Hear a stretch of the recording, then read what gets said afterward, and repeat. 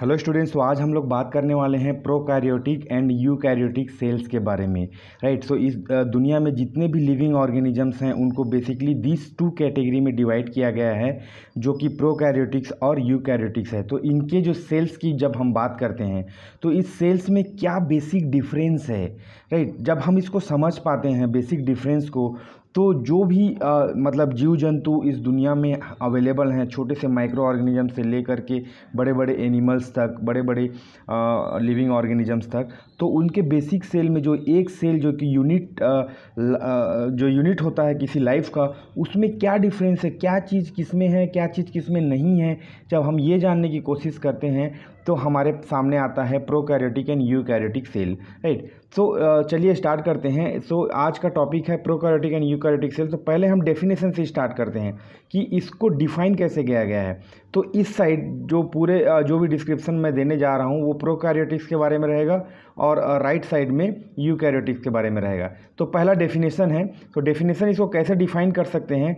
Prokaryotic cells don't possess nucleus and membrane bound organelles. Right.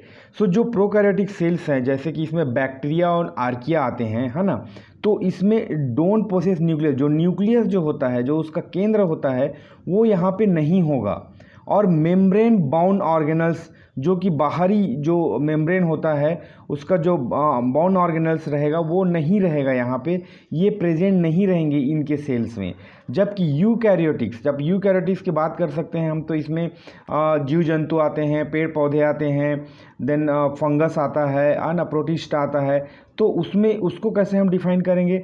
Prokaryotic cells possess membrane bound organelles including the nucleus.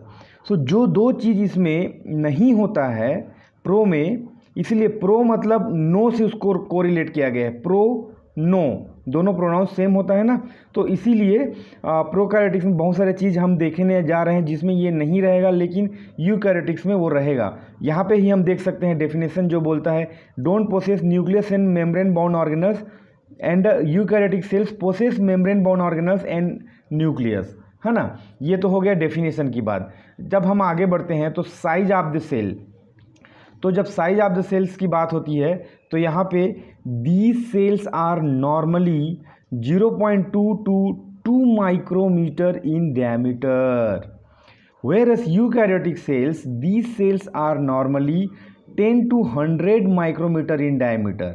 तो दोनों के जो size है, दोनों के जो आकार है, उसमें बहुत ह्यूज डिफरेंस है। हम देख सकते हैं यहाँ पे प्रोकैरियोटिक में बहुत छोटा है, ठीक है, 0.2 से 2 माइक्रोमीटर है, और 2 से 8 माइक्रोमीटर यहाँ दूर 10 से ये चालू होता है। यूकैरियोटिक सेल जो है 10 to 100 माइक्रोमीटर। तो ये हम एक बेसिक डिफरेंस यहाँ पे देख पा रहे हैं, जो कि दोनों सेल्स में उनके साइज में, उनकी आकृति में ये है। दूसरा, और इसके बाद तीसरी बात, हम जब बात करते हैं न्यूक्लियस की, जो कि हम डेफिनेशन में ही देख चुके हैं कि प्रो में वो नहीं होता है और यू में होता है। तो prokaryotic cells have no true nucleus, no nuclear membranes and nucleoli. भाई जब न्यूक्लियस ही नहीं रहेगा तो ये सब की तो बात ही नहीं है ना। जबकि eukaryotic cells consist of A true nucleus with nuclear membrane and nucleoli.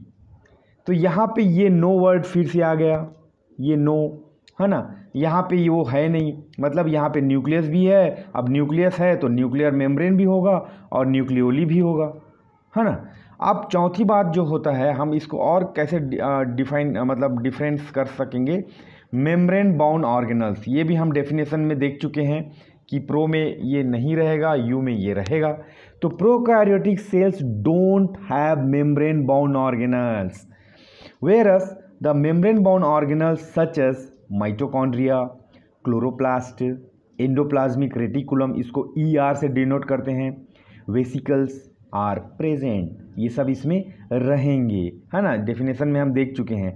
अब बात करते हैं फ्लैजिला की, ठीक है। सो जब फ्लैजिला की बात करते हैं तो ये एक तरह का पूंछ होता है, टेल होता है, जो कि इनको मूवमेंट में हेल्प करता है ना। तो flagella are made up of 2 proteins, है ना। जबकि यूकैरियोटिक्स में some cells without cell wall contain flagella, right. So cell wall नहीं रहेगा इसमें, जो फ्लैजिला अगर होगा तो उसमें सेल वॉल नहीं रहेगा, लेकिन यहाँ पे जो फ्लैजिला होता है वो दो तरह के प्रोटीन से बना हुआ होता है। उसके बाद और दूसरा पॉइंट है ग्लाइकोकाइलेक्स। इसमें ग्लाइकोकाइलेक्स एक्ट एज ए कैप्सूल, एक कैप्सूल की तरह ये व्यवहार करता है, रहता है। यहाँ पे some don't have cell wall possess a glycocalyx, right.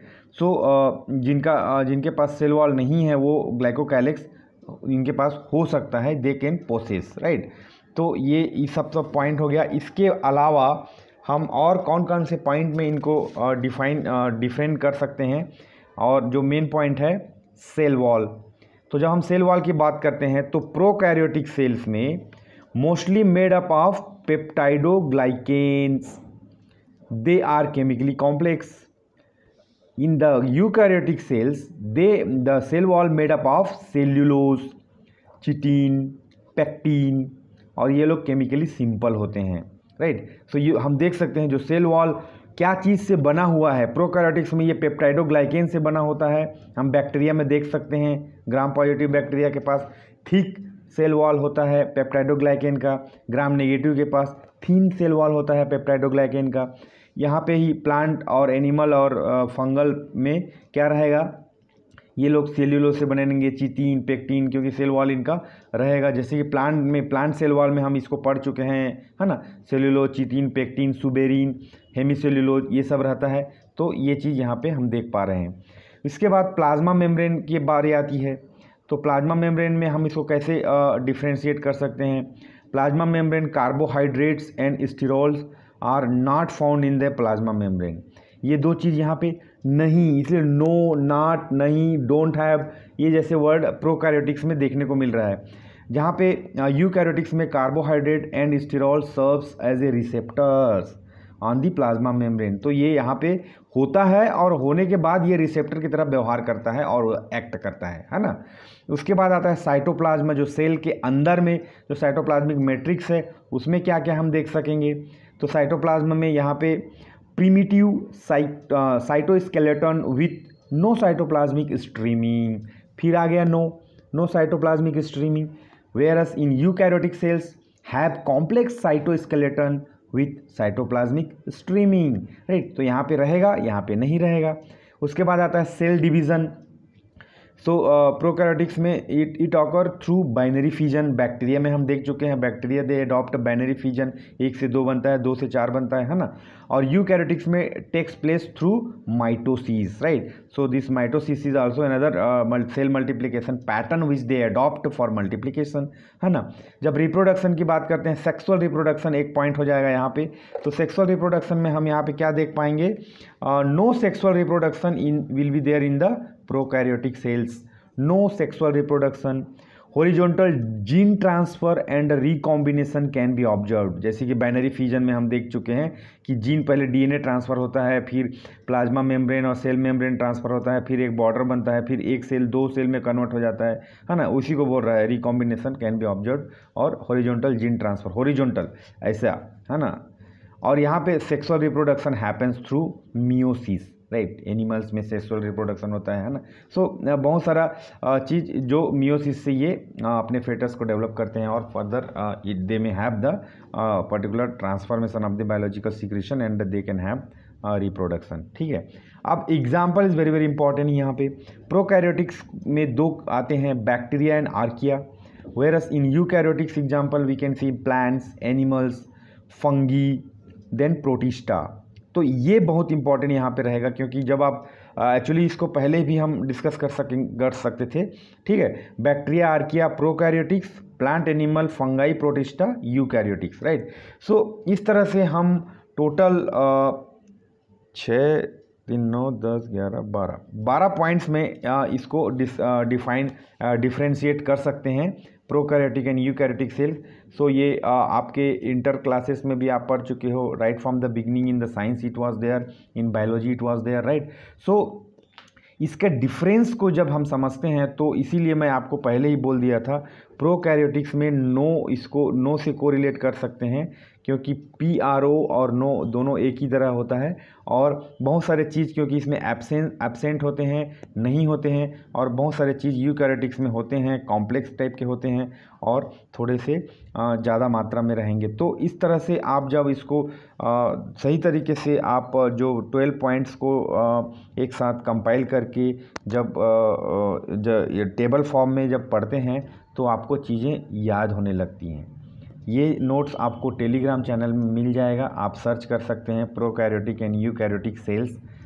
Thank you, all the best.